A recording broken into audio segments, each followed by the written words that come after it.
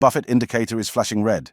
It's now standing at an all-time high, meaning it signals a likely correction is coming, meaning very sharp crisis or drop.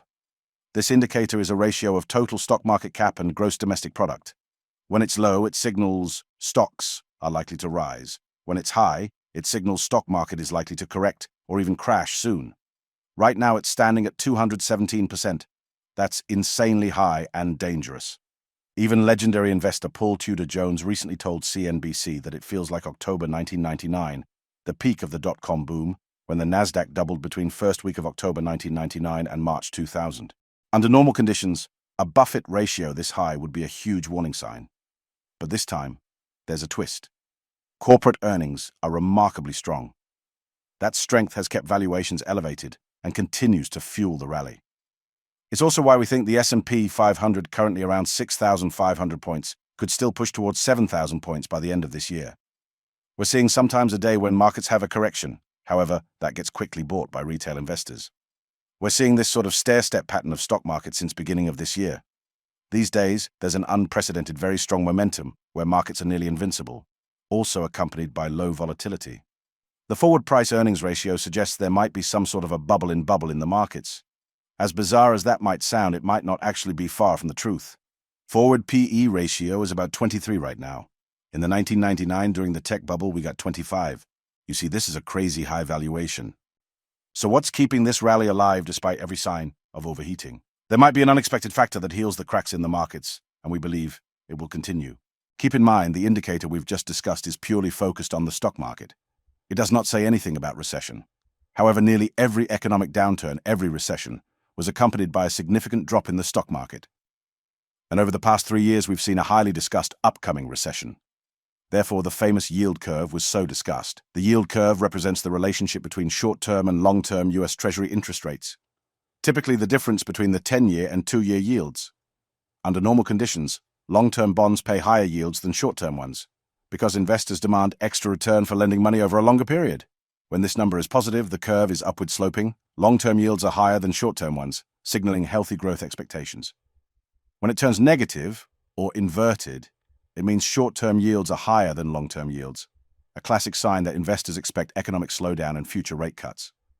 Historically, it worked because Fed raises short-term rates to fight inflation. Investor expectations mean markets expect those high rates to slow growth and eventually force the Fed to cut rates, which means flight to safety.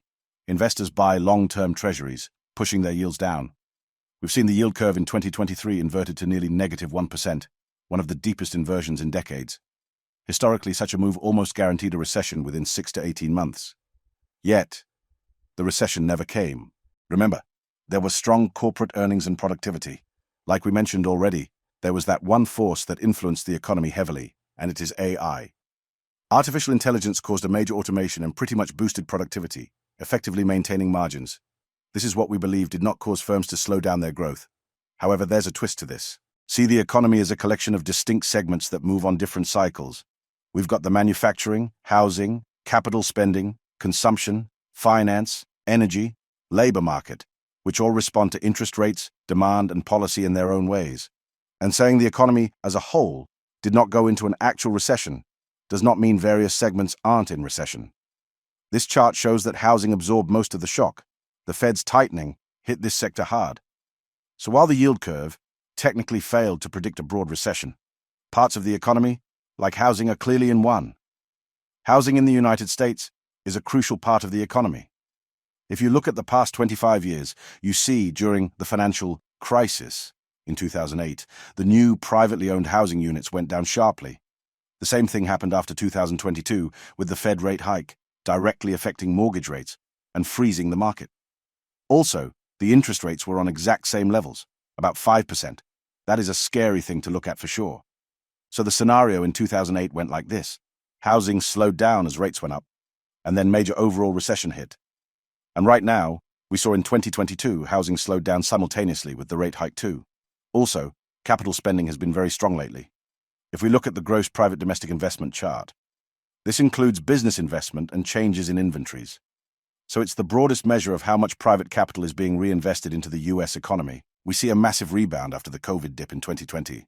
And since 2021, despite the poor housing performance, we see the line climbs very well. showing businesses are still spending heavily. The Buffett Indicator is just that, an indicator. But what's more interesting right now are the actual moves Buffett's firm, Berkshire Hathaway, is making. Over the past few years, Buffett has been trimming some of his biggest stock holdings and building up cash with a growing position in U.S. Treasury bonds. One of his most successful investments, Apple, has been part of this shift. Since late 2023, Buffett has gradually sold portions of his Apple stake, including another 20 million shares last quarter. Meanwhile, Berkshire Hathaway's cash position has reached record levels, about $344 billion, the largest ever. Also, a significant portion of it went in short-term treasuries. In other words, Buffett's quietly positioning himself defensively while earning steady returns on safe assets. As mentioned, check our Patreon for our superior analysis with the November 2025 outlook. This video was just a taste of our analysis. You can check our advanced analysis videos on Patreon, where we provide you with our outlook on the upcoming development of the stock market and economy. None of the information provided should be considered financial advice or an investment recommendation. Our goal is serving you the best educational content. Thanks for watching. This is Glenaius.